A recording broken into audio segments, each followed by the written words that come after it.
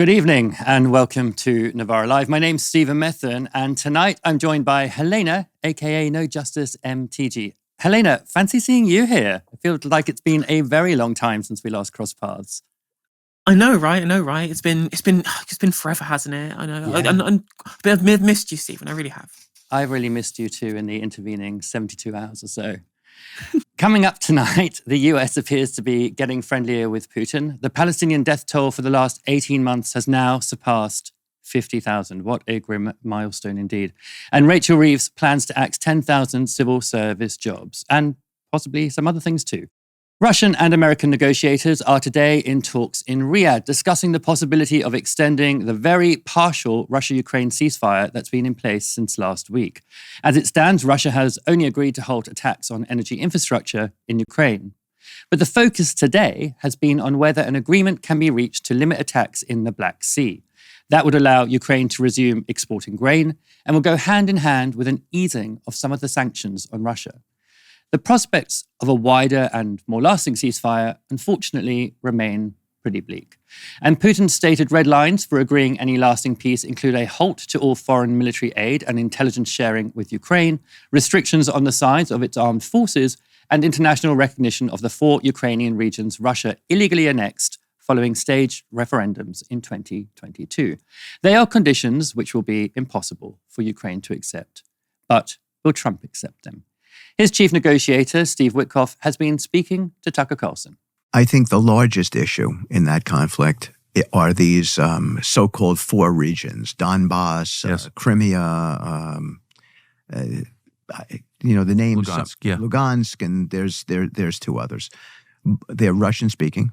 Yep. There have been referendums where the overwhelming majority of the people have indicated that they want to be under Russian rule. Yes. I think that's the key issue in the conflict. So that's the first thing. That when that gets settled, and we're having very, very positive conversations. And Russia controls that. In fact, some of those territories are now, from the Russian perspective, part of Russia. Correct. That's correct. But this has always been the issue. Right. And it's sort of no one wants to talk about it. That's the elephant in the room. From the Russian perspective, they're part of Russia, but obviously Russia's isn't the only perspective on the table here. Now, there were many reasons why that was a remarkable statement from Witkoff. For a start, he's Trump's chief negotiator, and he can't name the 4 regions which are key to this whole conflict. The 4 regions that Russia claimed to have annexed in 2022 were Luhansk, Donetsk, Zaporizhia, and Hasan. They don't include Crimea, as Russia already claimed to have annexed that back in 2014. More importantly and concerningly, he takes it as a given that these 4 regions held referendums and their people overwhelmingly want to be a part of Russia. Now, the referendums he's referring to took place in 2022 under military occupation by Russia and organized by Russia. And they were considered at the time to be a sham exercise in democracy by pretty much every human rights group in the world. This is what Amnesty International wrote at the time. The referenda were hastily agreed, taking place over 5 days with voting organized at so-called polling stations only on the last day, 27th of September. Apart from the last day, ballots were collected from residents at their home by organizers who went door to door. According to reports in the media and on social media, voting at home and at polling stations was often carried out in the presence of heavily armed, uniformed men. Amnesty International has received reports of brutal reprisals by the occupying authorities against local people who displayed or were suspected of disloyalty to Russia and its occupying forces. These reprisals included abductions, unlawful deprivation of liberty, and torture, as well as unlawful killings. The organization has documented such cases in territories liberated by Ukrainian forces. So Witkoff might not be an expert on the politics or even the geography of Ukraine, but he did recently meet directly with Putin to discuss the conflict. And this is what he made of Russia's president. I liked him. Yep. I thought he was straight up with me. Of course, by the way, I've said that. And you can imagine, by the way, I say that, I get pilloried. Oh my gosh, you're actually saying that you like Every American president until Biden has said that. Every single one. Yeah, Bill Clinton said that. George W. Bush said that. Barack Obama said that. Every president around the world I've ever spoken to is like, they may disagree with what Russia's doing or whatever, but they're like, yeah, Putin's a straightforward guy. First of all, I thought it was gracious of him to accept me. Yeah. Now, in that clip, they go on to talk about the importance of world leaders speaking to each other and negotiating, which I agree with. Like, everybody should agree with that. You know, we could get out of so many of these kinds of territorial disputes, mineral disputes, economic disputes. If only there was a little bit more discussion and a little less haste to move to arms. But you also have to question perhaps the reason Witkoff thought Putin was a nice, straight-up guy is because he didn't really have any knowledge or information to push back against the president's wild claims. And so just accepted everything he said about the war at face value. And the interview did kind of give the impression Putin might be running rings around his friend in the White House. In the second visit that I had, it got personal.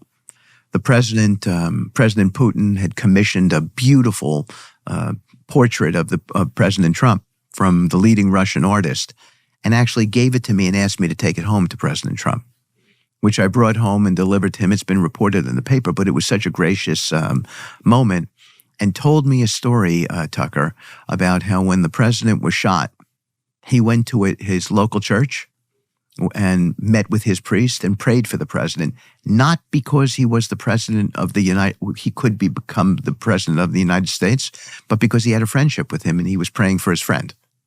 It was, can you imagine sitting there and listening to these kind of conversations? And I came home and delivered that message to our president and delivered the painting. And he was clearly touched by it. Here's a painting, and here's a story about a prayer. We're friends. Can you imagine? You're a Ukrainian. You've been fighting against an invading army for 3 years. Hundreds of thousands of people have died fighting. Millions are refugees, including probably your children and your partner. And you get sold out because Putin bought Trump a nice painting and told a little story about having a prayer with his priest. Helena, obviously Witkoff wasn't challenged by Tucker Carlson in that interview, but how worried should Ukraine be about what he said there? I think they should be very worried. For the vast majority of the conflict in Ukraine, I've been kind of, especially when we've had Donald Trump in the White House, I've been kind of flitting between the idea that there are people who are very close to the Russians within the Trump administration and plenty of idiots who just don't understand what they're doing or how they're being manipulated. I think Steve Witkoff is definitely on the latter part of that, given that he couldn't even name Zaporizhzhia and Hasan as oblasts within Russia that Putin has his eyes upon. And there was another statement that he made later on in the interview that leads me to believe that's the case as well, in that he said two things specifically. He said, why would Putin keep going after he's claimed these oblasts, right? Although he doesn't really want to, go any further than that. Why would he want to have more territory within Ukraine? Netanyahu doesn't want any more territory in Gaza. Why would he want this? Because he fundamentally doesn't understand the prevailing ideology behind this desire for annexation that underlies both Netanyahu and Vladimir Putin's ambitions with regard to territorial gains within Ukraine and within Palestine separately, and is the ethno-nationalist underpinnings of their whole ideology, whilst of course Zionism is what Netanyahu believes in, the divine right of Israel to maintain entire sovereignty over Judea and Samaria, that being written as a divine right. But also there is the greater Russia chauvinism that underpins Putin's belief in Russia's supremacy over Ukrainian territory that he talked about at the start of the war. You'll remember very specifically Putin decrying Vladimir Lenin and as having given away parts of Russia to Ukraine when forming the Ukrainian Soviet, when the Soviet Union was formed all of those years ago. And that was his justification for wanting to reclaim that territory. It is classic revanchism, saying, well, this is ethnically Russian territory. It should be part of Greater Russia because there are Russian speakers there. And you can see Steve Witkoff has kind of fallen for the latter half of that argument. But saying that he thinks that is as far as they will go that seems to me to be incredibly naive. When, of course, a lot of the reasons why there are plenty of people who I believe personally have kind of links to the Russian interests within the Trump campaign is we know that this is true. We know from information that people like Paul Manafort, who was Trump's campaign chair in his first election period, met with people like Konstantin Kilimnik and was given information, or at least was parlayed to information around Putin and Russia's plans for aggression into Ukraine and to try and annex territory. They literally had a Donbass plan to try and retake that territory that Paul Manafort had seen at the time. He even admitted this in the Senate Intelligence Committee, the one that was interim chaired by Marco Rubio, the current Secretary of State. This isn't unknown information in terms of the Trump campaign's closeness with Russian interests. And so the fact that we are seeing open capitulation to not just Putin's plans and his ambitions within Ukraine, but to even his basic narratives, and so much so that people at the top, like Donald Trump, who I personally don't believe has any connections to Russia himself personally, he's just very stupid. He's just an idiot and is able to be hoodwinked by anybody who is happy to butter up his ego, as we've seen from that statement by Vidkov there, essentially just saying, well, he just gave him a nice painting and he called him up and said, oh, well, I prayed for you, Donald. You know, every world leader in negotiation is going to say nice things about people who they want concessions from. And to take this at face value is the absolute pinnacle of naivety and should be, quite frankly, damning of anybody who claims to be any kind of serious geopolitical negotiator like Steve Witkoff, especially somebody who can't even notice the basics of what's being said by the current Israeli administration over their future designs over the West Bank and Gaza, and similarly in terms of Russia's territorial expansionist plans within Ukraine, which we have seen elsewhere in the world. Of course, we saw it in Chechnya, we saw it in Georgia, and of course we're seeing it in Ukraine right now. This is incredibly naive and stands to reason that it should be something that should worry everyone in Ukraine about the ability for people to be able to distinguish right from wrong in this conflict. I want to ask you a bit about the politics of this relationship that's obviously being pitched to the American public in quite a heavy way. So the idea, I mean, as you say, it's like very obvious to us that Putin is playing a blinder by appealing so radically to Trump's vanity. But there also seems to be something that Trump is trying to project to the American public, which is like, there is this strong man in the world, Putin, who is, you know, he can't deal with anybody else because they're just not strong enough. And yet when it comes to me, he'll deal with me because he sees a sort of equal there. And indeed, more than an equal, when I got shot at, or hit in the ear by a bullet, he, you know, wanted to pray for me because he didn't want to lose an equal like me from the world. There's something sort of strangely like Ayn Randish, weird things going on. What I mean, is that the kind of image he's trying to project? Just, you know, I am as strong as, or stronger than the strongest leader in the world at the moment, in a kind of macho sense of strong. Yeah, absolutely. I believe that broadly, Trump and every single kind of right-wing, far-right leader in the Western world at the moment is trying to project a strongman viewpoint to be able to deal with the fact that the West is in decline. It's in decline right now due to so many kind of different geopolitical pressures in terms of the economy, the economic headwinds that have plagued every single political party in Western elections has been really tortuous for the electoral integrity and the kind of internal democratic integrity of a lot of these countries.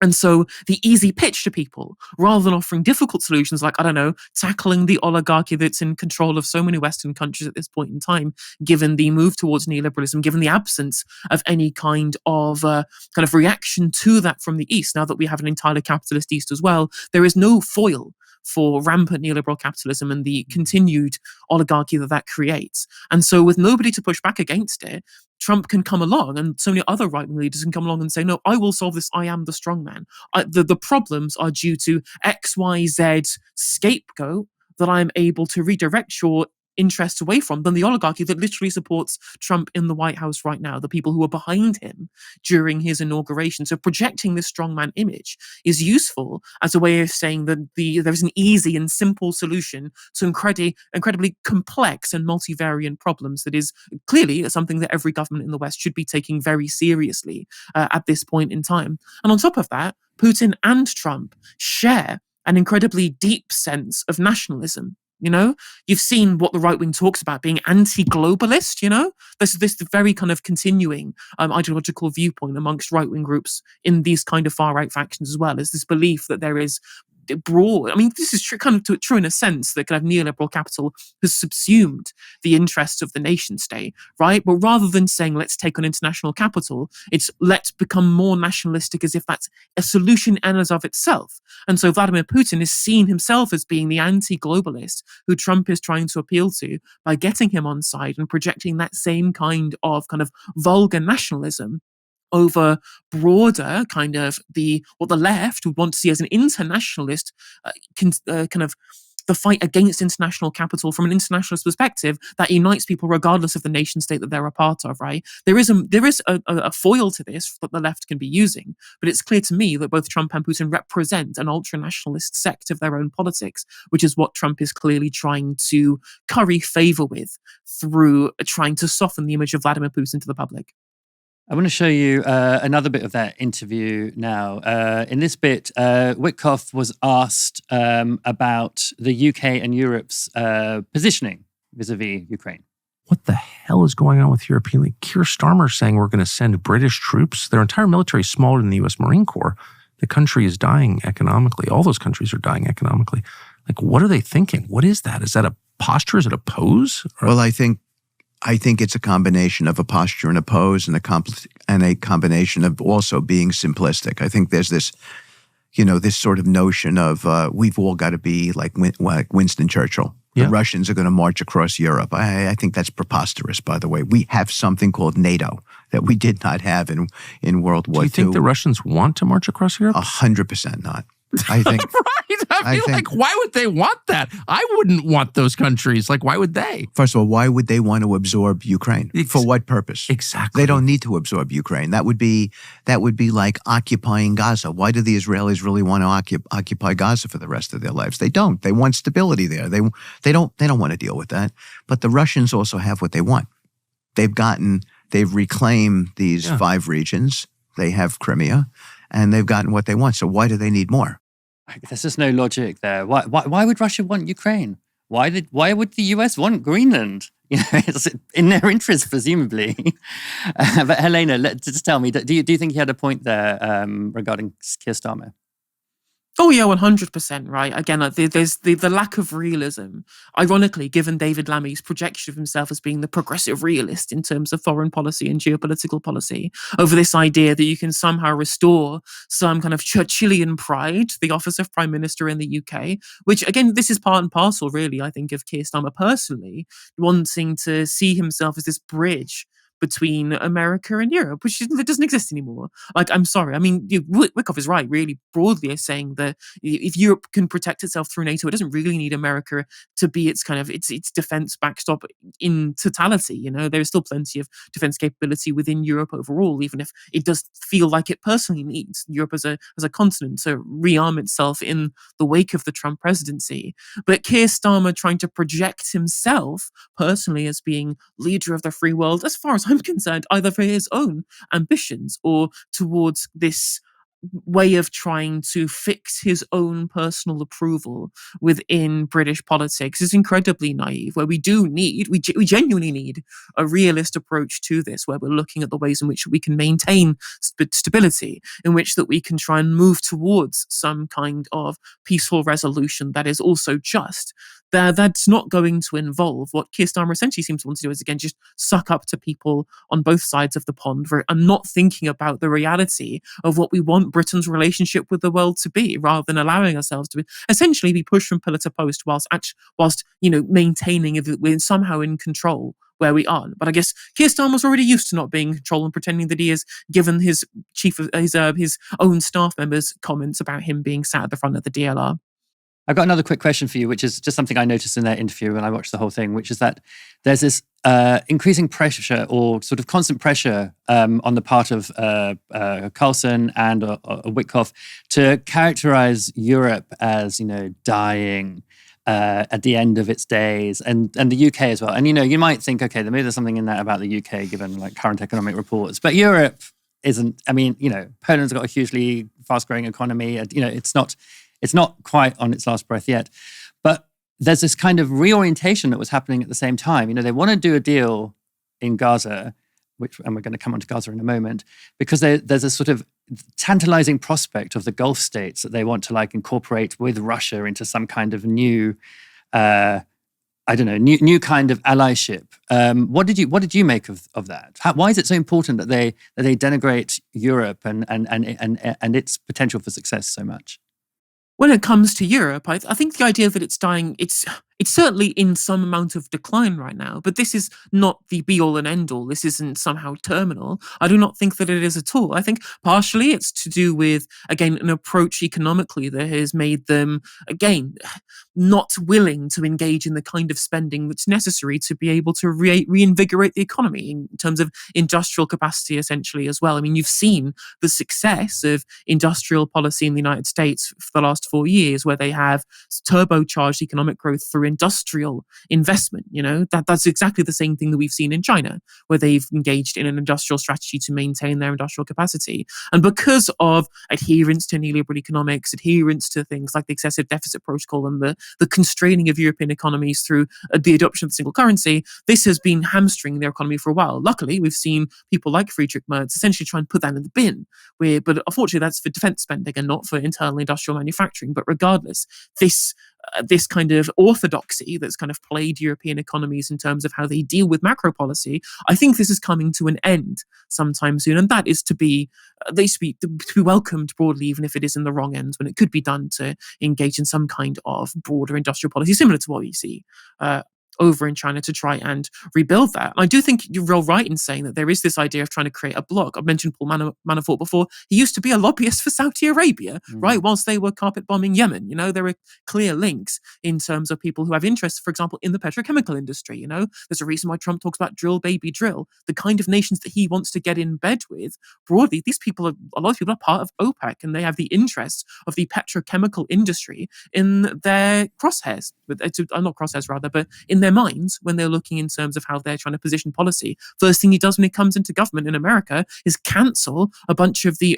IRA funding for green projects, And so we're going to see this dynamic moving forward, where we have China and Europe broadly looking at green technology, and OPEC and America looking far more towards the dying embers of the fossil fuel industry to try and keep that alive moving forward. And so it stands to reason that Trump is so antagonistic towards Europe and the European Union, given the differences in terms of where they're looking towards the future in terms of policy, and second, in terms of the European Union's broad kind of skepticism towards the kind of big business interests that we've seen from America, in terms of being more likely to engage in antitrust politics to break up monopolies. That's far more likely to happen in Europe than it is in America. And given that the American government is controlled by oligarchs who do not want to have their monopolies challenged, that is a problem for their current administration. Again, it's why they don't like China either. China is also willingly happy to try and attack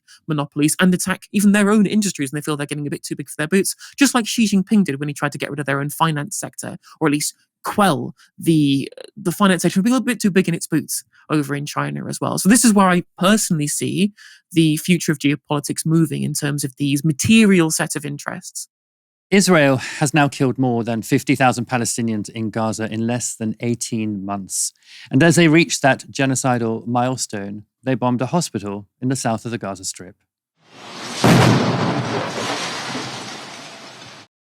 That was the moment an Israeli missile hit the Nasser hospital in Khan Yunis last night. Striking the second floor of the building, the missile caused a large fire and is reported to have killed at least 5 people. Some were medics, and one was a 16-year-old boy recovering from previous injuries. A much-needed surgery ward was also destroyed, deepening the already entrenched crisis in Gaza's hospitals. Now, the hospital saw a huge influx of patients last week after Israel resumed bombing the Strip on Tuesday, resulting in the deadliest day since Israel's assault began in October 2023. Over 400 Palestinians were killed on that day, including 174 children. Since then, at least 300 more have been killed and more than 1,000 have been injured. And the destruction of Nasser's ward leaves those injured at even greater risk. Back in December, we interviewed Feroz Sidwa, a US surgeon who had volunteered in Gaza. He's now back in Gaza and was actually in the Rafah hospital when it was bombed. Speaking to Al Jazeera, he described the extent of the damage. The male surgical ward is destroyed. It does not exist anymore. It will have to be completely rebuilt. The whole hospital smells like smoke right now, but the ward is the entire electrical system was destroyed. Every door is blown off its hinges. Most of the windows are shattered. The ceiling is collapsed. So it's completely unusable. It's going to have to be all torn out and redone. That's not the area where we do surgery. Thankfully, that's the fourth floor operating room. So we can continue to provide surgical services, but that destroyed, I couldn't tell you, probably 30 beds in this hospital, and the hospital is already being overwhelmed by casualties. So the fewer beds we have, the less care we're able to provide. The Israeli military gave this explanation for targeting the hospital. A key Hamas terrorist who was operating from within the Nasser hospital compound in Gaza was precisely struck. The strike was conducted following an extensive intelligence gathering process and with precise munitions in order to mitigate harm to the surrounding environment as much as possible. Hamas exploits civilian infrastructure while brutally endangering the Gazan population, cynically using an active hospital as a shelter for planning and executing murderous terrorist attacks in a direct violation of international law. Now, one Hamas political leader has been reported killed in the blast. Of course, Israel has provided zero evidence that he was using the hospital as a base. Ismail Barhoum was reportedly the head of the group's financial affairs. And according to medics at the site, he was recovering from surgery when the hospital was bombed. Now, if that's true, the attack on the hospital would be a clear war crime, targeting a patient as well as medical staff. This was Feroz Sidwa again. As far as I know, I follow the Israeli press a little bit. Benjamin Netanyahu has been ill recently. Well, he stands accused of genocide. Nobody thinks Hamas can bomb a hospital just because Benjamin Netanyahu happens to go there. That's crazy. This is completely insane. You don't bomb hospitals. Everybody knows that. It's part of this, the oldest part of international law. The first Geneva Convention was signed in 1864, and that was the first creation of international law, at least in the West. And it's specifically about not obstructing the work of physicians and nurses. This is barbarity. This isn't how reasonable, civilized people behave.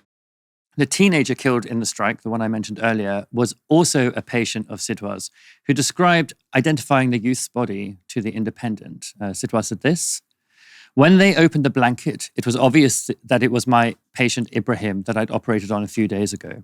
He was dead. He was dead as a doornail. His head would have been eviscerated. His pupils were fixed and dilated. He had no heartbeat, so he was dead. He was doing perfectly well, and to have him be killed literally in his hospital bed, it's not normal at all. It's not normal, and it's not even remotely precise, as the IDF claimed. A precise strike, if indeed this was a legitimate target, which is, I guess, in question, and something that it's on Israel to show, would not have involved the killing of medics and a teenager recovering from an operation.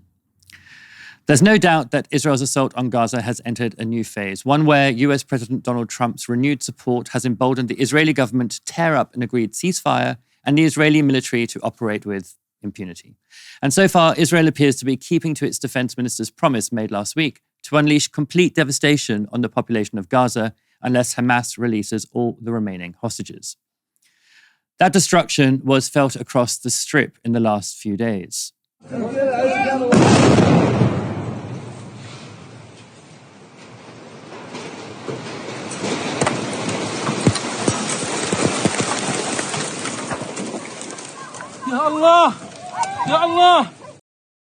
Now, that was a missile strike in Gaza City over the weekend, exploding a building right on the edge of a tent encampment.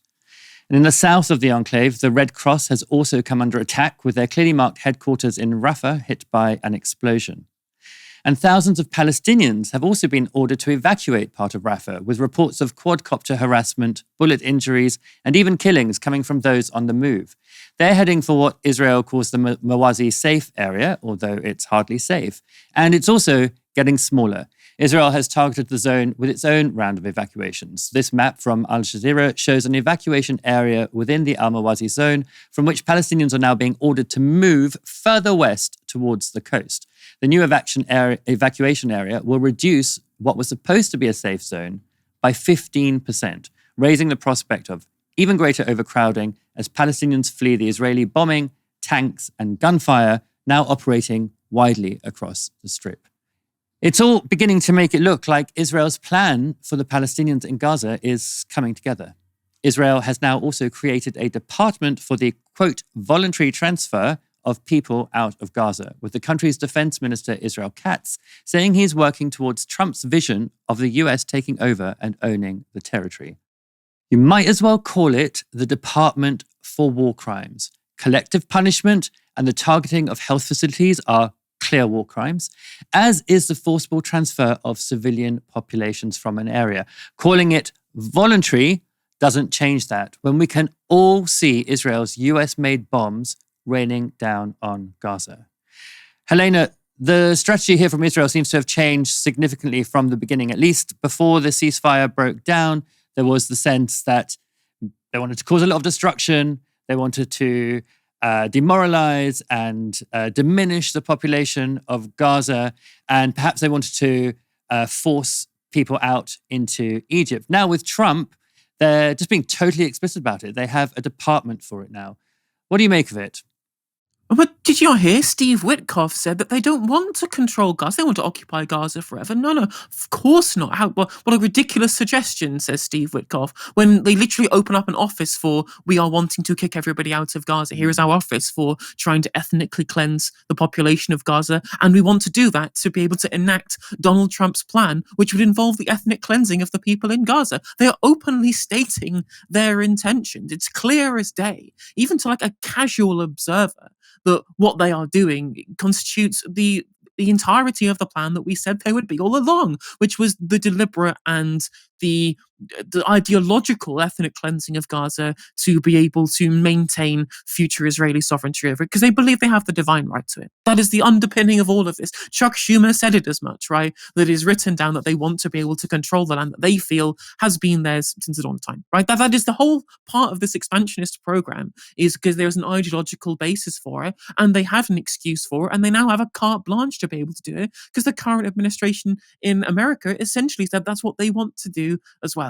It is an open and shut case, and every single government who is continuing to arm or provide any diplomatic support for this government is, as far as I am concerned, entirely complicit as what's going on. We need explicit condemnations from our own Foreign Office immediately, which we all know is not going to happen. We'll still get mealy-mouthed both sidings of the issue by people like David Lammy, when we should be having outward condemnation and immediate sanctions. I am glad that there are plenty of politicians who are either Greens, Independents, or other socialists who are on the left of Labour who have openly called and written an open letter wanting there to be sanctions against Israel. And this thing, I mean, of course, this should have been happening years ago, in the time when there was the whole illegal occupation thing, which has been happening since 1967. This is not a new thing. And the expansion as such, because how different really is this from the expansion of settlements into Area C in terms of their desire to be able to claim territory? This has been an open secret for everybody, but they have been allowed to get away with it because they're allied to the United States. They've been allowed to get away with it forever. And it seems to be that it's only when Donald Trump is in charge that people broadly want to actually look at the reality of what's happening on the ground, because they've been emboldened by just how openly the Trump campaign and the Trump administration have been saying the quiet part out loud. When, of course, the Biden administration were just as happy to be able to give these people a carte blanche to do this, even if they were trying to give kind of mealy-mouthed and virtue signal pushing back, which doesn't actually result in any change in the material policy. It's just the change in how open they're desiring to be with regards to their future designs on what happens to Palestine more broadly, and their desire for conquest over Judea and Samaria. It's clear as day. And you're seeing this in terms of like how the reaction, in terms of how liberals view Israel. And when you look at, for example, internal polling in America, you look at Democrat supporters, as soon as Trump takes office, their opinion of Israel immediately goes straight down. Like they can't analyze this for the actual reality of what's happening, and it's entirely subsumed by in terms of the person who is doing the bad thing and the perceived optics of how they're doing it, rather than looking between the lines of what was always going on. Because you've got to remember, I've said this before and I'll say it again, there were people from inside the Biden cabinet at the time who essentially said to The Guardian they had no policy on Israel-Palestine, they just did what the Israelis told them to do. That has been the entirety of the policy since the start. The only difference now is it's being said out in the open with zero filter. And even then, some people will still both sides this or have mealy-mouthed discussions of how, well, it's fine that they bombed hospitals because there was one Hamas financier in the background. I'm sorry, this is not acceptable. It's never been acceptable. And it is clearly a deliberate plan by Israel to try and use shock and awe, to try and demoralize Palestinians so much that they feel like they have no other choice but to be evacuated, quote unquote, from the territory. And that's why they've set up an office to be able to do that. It's clear as day. It's clear as day. And at this point, anyone who's carrying any amount of water for the Israeli government and the Israeli regime at this point, it's totally indefensible. Yeah, completely indefensible. I mean, they've been like totally upfront about it last week, where Israel Katz was saying, we're gonna come down on you, the civilian population of Gaza, unless we get what we want, which is the release of these hostages, irrespective of whether you know where they are or who's got them or anything like that. Unless that happens, we are going to collectively punish the population of Gaza, like a clear war crime, clearly stated for everybody to hear. No condemnation from the US. A little slight condemnation from the UK, but not really. Yeah, nobody gives a shit really, and it's shocking and it's depraved. I can't believe we live in a world where such depravity is just allowed to continue to go on. I mean, and the irony, I can't believe it now. The irony, of course, is that they don't want the hostages back. It's clear they don't want the hostages back. Otherwise, they would have continued to the second stage of the ceasefire. If they actually cared about the hostages, like the people who are protesting on the streets in Israel right now, who want the ceasefire to continue so they can have people returned to their families, and instead they're going back into Gaza, and they're continuing the thing that allowed so many hostages to be killed in the first place because they died in Israeli airstrikes. This faux concern for the hostages is the most obviously transparent ploy to continue the ethnic cleansing of Gaza by the Netanyahu administration. The 40% of Israelis who want ceasefire to continue in Israel, they can see that. Why can't people in the West see that it's just entirely being done under false pretenses? It's madness. Here's the gag, Helena. They could have had them back last year. And if they had started the negotiations at the end of February like they were supposed to, they could have had them back probably by now or at least a few weeks hence. So, yeah, they don't care about those hostages at all. They never have, to be honest. The plan has always been take as much of Gaza as you can, and Trump's come along and it's been, all right, we can take all of it now. That'll do. Chancellor Rachel Reeves is set to give her spring statement later this week. It's an annual Treasury event that's supposed to be an update to Parliament and the public on the state of the nation's finances. But everyone already knows the economy is struggling. We don't need that update. And in a sign of how bad things are, Reeves appears to be turning what's supposed to be just a report on the bank account into a much more serious fiscal event. I think anyone running a business will think that that is more than possible, because if you look at the advances in technology and AI, we're already using it at His Majesty's Revenue and Customs and the Department for Work and Pensions to tackle fraud and error in the system, using technology alongside people, but using more technology to do some of those jobs. And if we can realise those benefits, it means that we can invest more in people working in the front line, whether it's teachers in our schools, police on our streets, or doctors and nurses in our hospitals. And that's the right thing to do. Now, that argument that we'll make these cuts to civil service and we'll see more teachers in our classroom, more doctors in the NHS, that might be a little more convincing if we didn't already know that Reeves is being forced to make these cuts by her own fiscal rules, which say she can't borrow much more than she already has. Labour's entire economic promise before the election was predicated on growth. We're going to grow the economy and it's going to trickle down and everyone's going to be fabulous. But so far, there just hasn't been any. Some have blamed US President Donald Trump's trade tariffs for the sluggish economy, while others say Reeves' rise to employer national insurance contributions is to blame. But with borrowing off the table and really not a lot of imagination going on in 11 Downing Street, she's left herself with no choice but to raise taxes or cut spending. And it looks like those cuts will affect more than the civil service. The Times reports that Education Secretary Bridget Phillipson has sent the Treasury a £500 million package of savings that would include ending free school meals for some infants. This is from the Times report.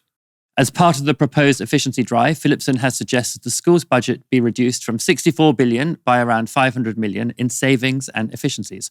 The Turing scheme, which pays UK education providers to support students seeking to study abroad, has also been offered up to the Treasury. Other spending identified in the bottom 20% of lowest value for money included free school meals for infants. Currently, the programme is universal, meaning all children in receptions year 1 and year 2 are eligible. However, government sources said Phillipson had suggested making it means-tested instead, as free school meals for older children already are. Other suggestions include ending the provision of period products, for free to girls and women in schools, stopping the junior ISA for children in care, and ending the subsidy that provides some parents with wrap-around childcare. They really do seem to hate kids, this government. Now, Rachel Reeves has since said she doesn't recognise the proposal around school meals, but perhaps it recognises her. But even if that's true, cutting any of the other provisions would put Labour well on the other side of the Tories, who actually, expanded free childcare before they left office. Other departments are also being asked to slash their spending. This is from the Times again. Cabinet ministers are in the middle of negotiations with the Chief Secretary to the Treasurer, Darren Jones, over plans to reduce Whitehall budgets, both through cuts and finding efficiencies. Unprotected departments, those outside the Ministry of Defence and the NHS, have been told to model two scenarios. The first is no cash increase equal to a 5.7% real terms cut in their budgets over the 3-year spending review period. The second is a 2% cash decrease equal to an 11.2% real terms drop. That is called austerity. Now, look, this could be government officials briefing horror stories in advance of the spring statement so that whatever cuts they do end up making come as kind of a relief. Or they could also be dangling their very worst proposals in advance to see how far they'll be allowed to go by the media and the public. Either way, it's playing with the emotions and the sense of security of a public already very burned by austerity and fearful of it continuing. And all of Labour's actions so far, keeping the 2-child benefit cap, cutting the pension of fuel allowance, and promising to make deep cuts in welfare for the sick and disabled, suggest that they're really into making the worst off pay.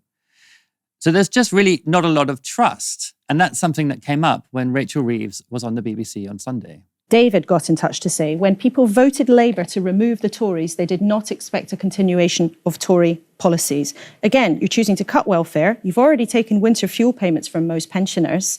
What do you say to David? He's looked at what you're doing and is saying, that's not a Labour government I voted for. At the moment, we've got 1,000 people a day going on to personal independence payments.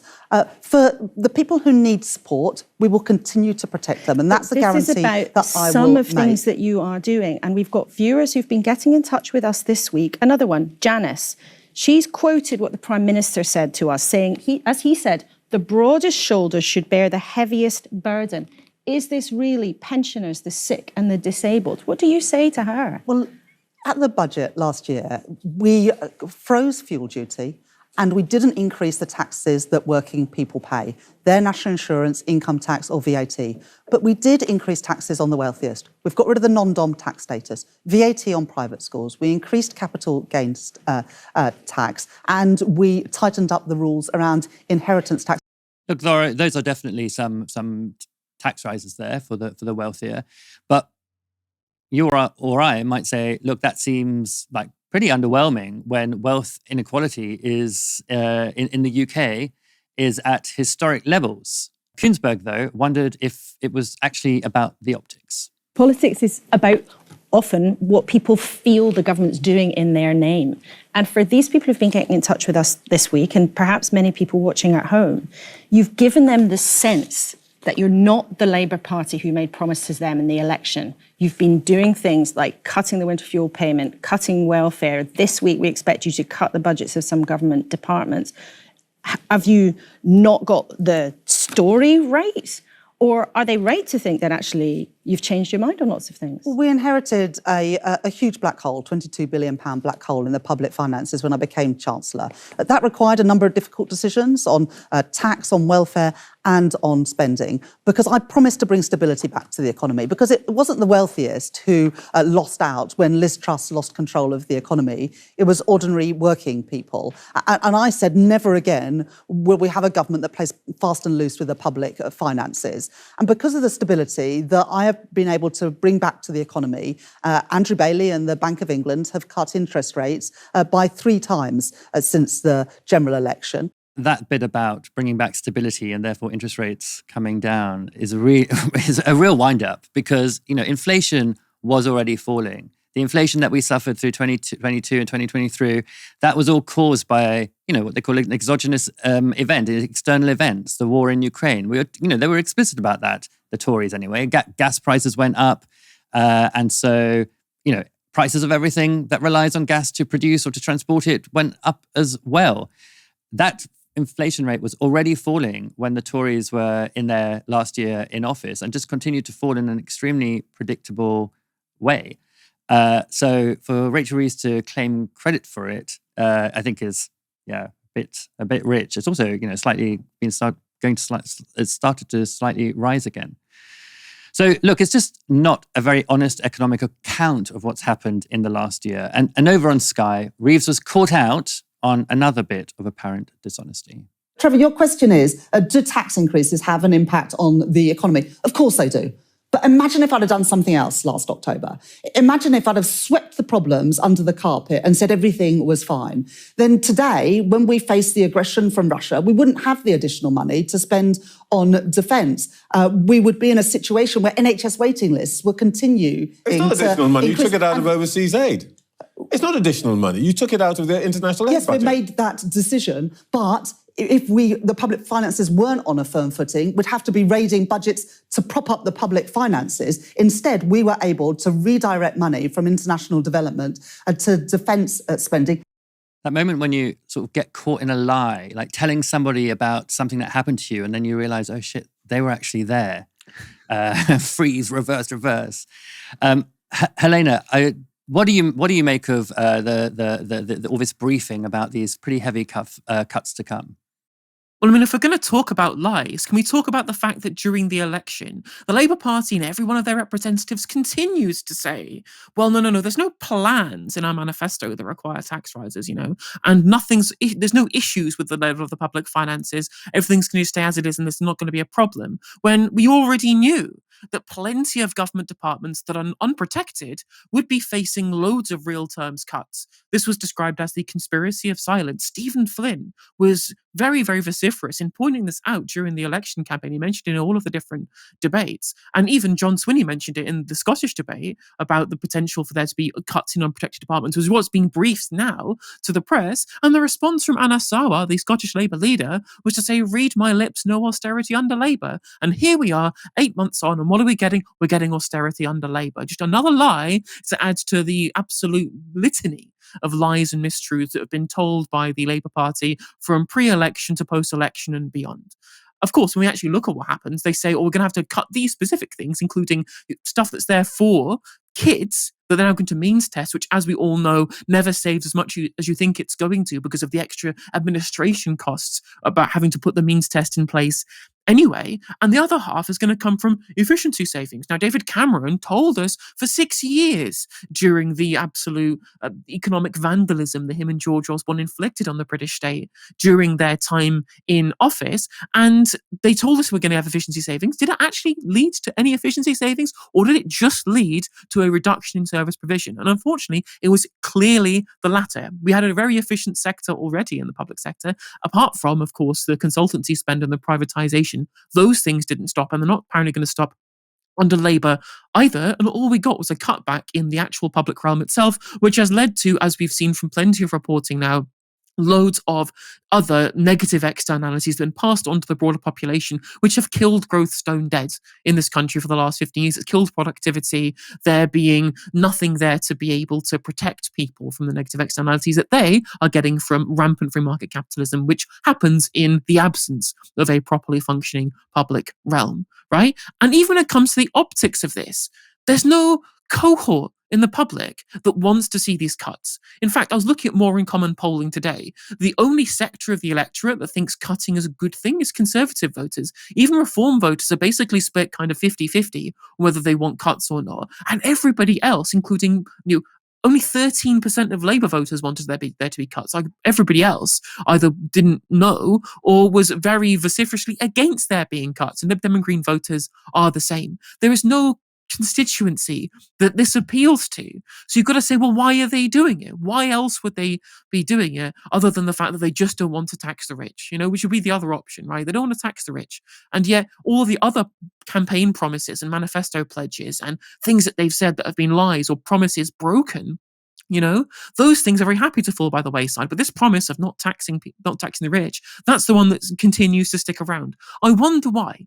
I wonder why that's the thing that is the line that they refuse to cross. It wonders why they've continued to get donations from the very, very richest, including the people who supported Labour Together and supported Keir Starmer becoming leader in the first place. It's a total mystery, isn't it, why they refuse to tax the rich and instead continue stripping back the public realm and targeting children, effectively, with a bunch of the cuts that they're looking at in terms of the education department. It's also important to understand, right? The cost of living crisis is one of the biggest problems in our country, and the polling says that this is people's major concern. Now, it is true what Rachel Reeves says, that wages have been increasing. Minimum wages have gone up. They've been double the rate of inflation. That's okay. But when you look at the biggest problems that face people on the ground, on the bottom rung, it's the increases in bills that we're seeing. The biggest contributors to inflation are the increases in energy bills and in water bills. And yet they're stripping back a bunch of their energy commitments, and their plan on the energy companies is basically nothing. They're allowing Ofwat to continue to allow them to ramp up bills, which affects people on the lowest incomes the worst, when they could be nationalising the water sector. For example, people like Thames Water, that they could do for free in the same way that they did with Northern Rock, and they could be ploughing money through borrowing into new energy infrastructure to bring bills down or ending marginal cost pricing, but they won't do that either. So it's fine to increase the minimum wage, admirable. But unless you actually take action on the corporate price gouging, on the sectors of the economy that are natural monopolies like water, or that have poor market feedback like energy, that's only ever going to go into the hands of rich profiteers and is not going to go into extra consumption for the poorest. It's looking a lot like we'll see some stiff cuts in Rachel Reeves' spring statement later this week. But don't worry, there's still money for some things. What are you announcing today? Today, we're announcing the allocation of a record amount of money for filling in potholes. Filling in potholes. It's amazing. So what's the detail? The government will hand local councils a total of £1.6 billion to plug potholes, but they'll lose the money if they don't show enough progress. Now, look, I don't want to deny the importance of getting potholes repaired. They slow public transport, they damage cars, and they can cause accidents, but they hardly seem like a pressing priority compared to other things going on in the country. Then I remembered that local elections are just a few weeks away, the first since the general election, and Labour's polling is not looking great. To make things worse for Starmer, the Local Government Association has published a new report, the latest of several, into the local council funding crisis across the country. So perhaps now is exactly the right moment to take people's eyes off fiscal black holes and focus them on potholes instead. And of course, we've seen the power of a potholes campaign before. Just months before announcing last year's general elections, his polling slipping south, former Prime Minister Rishi Sunak pitched his own plan to tackle the country's potholes. At times, Rishi Sunak seemed to think potholes outweighed infrastructure projects of national importance, leading to bizarre conversations like this one on BBC Radio Manchester. Sorry, I feel just like we're going off topic here, and I just want to keep it focused on HS2 because you haven't. We're straight talking people in the north. It's a yes or a no. Are you scrapping the HS2 line between Birmingham and Manchester? Now, like I said, I'm not speculating on future things. We've got spades in the ground right now and we're getting on. But what people also want to know...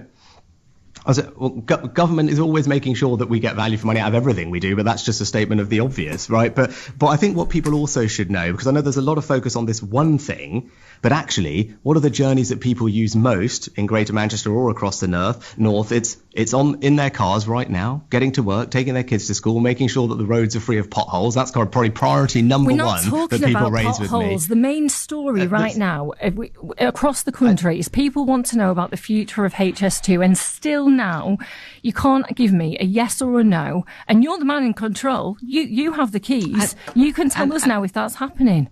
But Anna, my point to you is the vast majority of the journeys that people make are in their cars, making sure that we make sure our roads are well maintained. But we're talking about trains. We're not talking about cars. But even Helena, I'm kind of nervous to say the word pothole again after having said it so many times in that piece. But do you think that pothole strategy, sound, important strategy for the Prime Minister to be focusing on at the moment, or a little bit of a bung to voters just before the local elections, and particularly to the kinds of voters who might be thinking about reform?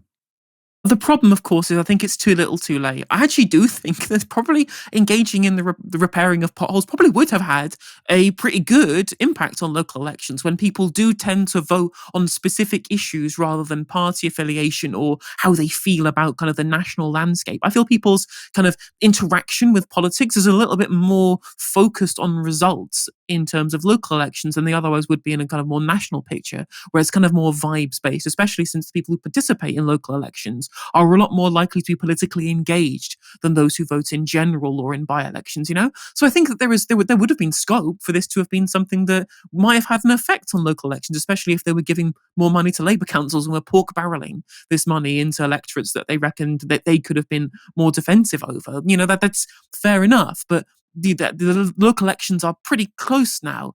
I don't think they're really going to have that much of an effect this close to when they're actually going to happen. And if they've not started it by properly having a big increase in councils' budgets beforehand, you know, if they'd have actually done that beforehand, maybe we would have seen this actually have a broader effect in terms of how they were going to do at the local elections. I think there's a broader point here about our pothole problem, though. It is a big problem in terms of the UK, and that's because, of course, infrastructure investment has been not invested in enough because of the Conservative Party, but also because we tend to drive heavier cars. You know, we've got the expansion of things like SUVs and 4x4s in country roads and on residential and urban roads that have never really been designed for cars that are this heavy. And the profusion of electric cars is only going to make this worse, as they are heavier as well moving forward. When, of course, we wouldn't have had such a big pothole problem if people were driving their cars less, rather than spending a load of this money, which again, maybe you want to do this once off to repair the current pothole problem. But unless you're going to be ploughing enough money into public transport infrastructure, you're not going to deal with patient zero of the problem, which is the fact that too many people are driving their cars. The roads are seeing too much usage, and we need to demand into public transport. Yet one of the first things they cut in terms of capital investment projects when coming into government last July were a bunch of local rail infrastructure projects and reopening of branch lines and such like that, which would be the ideal way of getting people out of their cars for small journeys, which would lead us to having more sustainable roads in future, rather than just having potholes appearing every single month over and over and over again, having to spend huge amounts of public money having to repair them over and over and over and over and over again, when actually the maintenance of rail infrastructure is much easier. And of course, your buses would be quicker and easier to maintain if the roads weren't getting damaged so often by the fact that we overuse cars instead of public transport. And that's what I want to see. I want to see a long-term solution to this, rather than just here's a bunch of money to solve the problem for the local elections and nothing to actually deal with the long-term problem. So much for the end of sticking plaster politics, when there's literally a sticking plaster over the top of a pothole-shaped problem. We are getting a lot of feedback on potholes in the chat. I really don't want to say that word anymore. Lots of accidents, people seeing motorbikes crash because of them, people losing their teeth because of them. Yeah, look, I just want to say, I think potholes should be filled, our roads should be maintained. But I agree with you, Helena. You know, by the time the local elections come around, it'll have been 10 months since the general election, I think. In that time, nobody will have seen any improvement in their local authority spending. They won't have seen, you know, their roads fixed, you know, nothing really. And so this isn't really a promise about money. I mean, they could have given the councils more money right at the start if they'd, you know, wanted to. This is just a promise of a promise to give some more money should they get through. To try and convince people to take another punt on them in the local elections. It's basically just like they were before the general election. Mainstream Democrats still haven't decided how to respond to the second Trump presidency, but some on the left of the party think the time for silence is over at last. Alexandria Ocasio-Cortez and Bernie Sanders are on a fighting oligarchy tour of America. It's been drawing record crowds, with 34,000 people estimated to have attended their stop in Denver, making it the largest rally of either of their political careers. And in Vegas, the two politicians sat down with Hasan Piker for an interview. I went to Japan recently, and I got both of you guys gifts. I actually have another gift for you, but unfortunately I don't have your gift, the actual gift here. Hold on. This one's for you. This is a Palestinian movement in Japan. Thank you. Solidarity with Palestine. And this is a little train for public transit. I have a Japanese Communist Party pin for you as well, but unfortunately, because I went over there and I checked out their headquarters. But What are you guys trying to accomplish with these rallies? No Palestine book for you, Bernie Sanders. You can have a toy train for your contributions to transit instead. Not that that's not important, but I think a subtle reminder there that Bernie doesn't deserve a Palestine book. I do have to say, though, I like the way that Bernie just stuck that train in his pocket and, might be going straight in the bin, but sort of indicating, look, I'm not a child. This is serious business. Let's see how Bernie and AOC answered that question. The kind of moment that we're in, and also something that Trump was able to exploit, was really practicing, even though he doesn't believe in working class politics, they had a very focused working class strategy. And I think for a while, Democratic Party clearly wasn't effective at that, wasn't successful at that. And I think one of the things that we're here to do is to actually rally a class-conscious movement to bring people together and to show that we can fight for a better future, not in marginalizing and attacking people, marginalized people, but actually in rejecting the differences that we have to come together in common cause and to organize folks. To me, this country faces the worst set of crises that we have faced in a very, very, very long time. We are looking at a nation which is now oligarchic.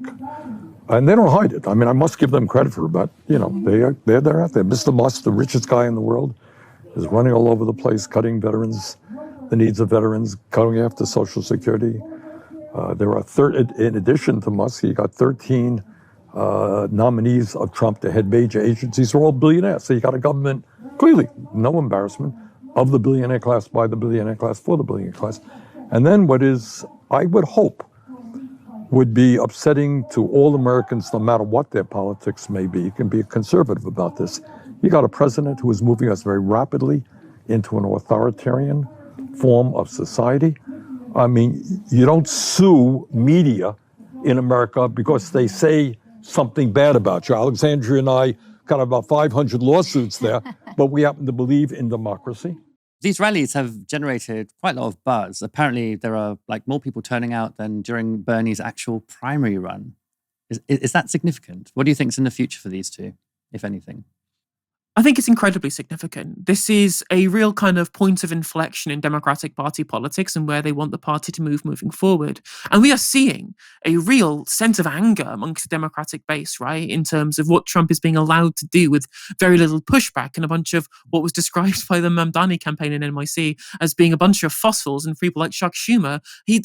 There's outrage, genuine outrage in terms of what we're seeing at town halls. Somebody said, clearly being nice isn't working. Have you tried violence? This is how angry Democratic Party voters are with their own party. And Chuck Schumer, his decision to try and whip Democratic senators to vote for the budget bill, the Republican budget bill, to try and stop there being a shutdown, as if that would make the Democrats look bad rather than the Republicans, has made every single Democratic Party voter who is really angry at Trump personally and the Democrats for not pushing back really feel disconnected with their elected representatives in a way they haven't felt in a long time. Now really is a time for there to be a kind of Democratic Tea Party moment, a real taking over of the party to change direction when the level to which the people feel represented by Democratic Party politicians has never been lower. This is the record low approval ratings for the Democratic Party they've not seen in decades and decades and decades. And at a time when people like Elisa Slotkin are being chosen as the Democratic representative to respond to Trump, ex-CIA Elisa Slotkin, giving a very kind of milquetoast response that didn't mean anything really, as opposed to AOC and Sanders drawing huge crowds, touring across the country, speaking about, frankly, about the nature of billionaire capture and control of politics and oligarchy. This is where the divide is. It's grassroots politics versus establishment politics. It's the politics of appeasement versus the politics of opposition. And this is what Democratic Party voters want.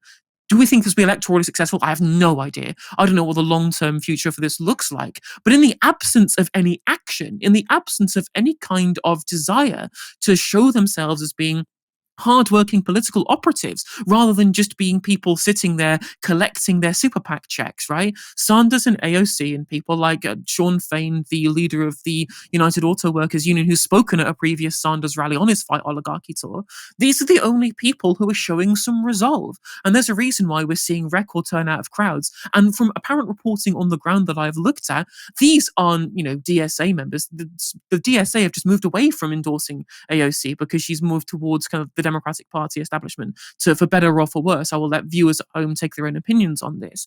But the people who are turning out to these rallies, these aren't hardened socialists. These aren't people these aren't Marxist-Leninists out there looking for a vanguard party. They're just normie lib wine mums who are looking at the Democratic Party and seeing a pathetic bunch of appeasers and any amount of opposition. And now is the time to bring these people over. I can have so much sympathy with people who are angry with AOC and Sanders for not being vociferous enough in their criticism of Biden and of Harris in terms of what's happening in Gaza. I have that same criticism. I can certainly empathize with what you're thinking here. But this is the 5-alarm fire. This is DEFCON 1 right now when we're looking at the dismantling of American democracy. People being black-bagged off the streets. We are seeing the potential for there to be an authoritarian coup of the government when we're seeing what's happening with Elon Musk and Doge. Now is not the time for infighting. Now is not the time for partisanship. Now is the time for a popular and broad front against fascism. And if we're seeing a time when establishment neoliberal corporate politicians are doing nothing in response, now is the time to win people over and build bridges with people who otherwise would be normie libs who want to see some actual change. And if we can use this point of inflection to bring people to our side of the aisle by reaching out and trying to get them to understand our anti-establishment politics, there will never be another time again. So rather than, I think is some short-term, probably legitimate criticism of what Sanders and AOC have represented for the past 4 years. Now is the time for reconciliation and thinking about what could be and how we use these moments, just like we used the BLM movement in the 2020s to rally people towards that kind of progressive politics in support of civil rights for the minority communities in America. Now is the time to galvanize class-conscious politics and to make people realize internally amongst liberal circles that now is the time for class consciousness and think that every single person on the front line is somebody who can get hit by the elites tomorrow, So say what you want about them. At least they're out there doing something, trying to galvanize political support rather than infighting, which is what we need right now. Because as Bernie Sanders said in his message to the public, now is not the time for wallowing despair and hiding under the covers. The stakes are too high. And I agree, the stakes are incredibly high. And if they're doing something, anything, that's better than doing nothing.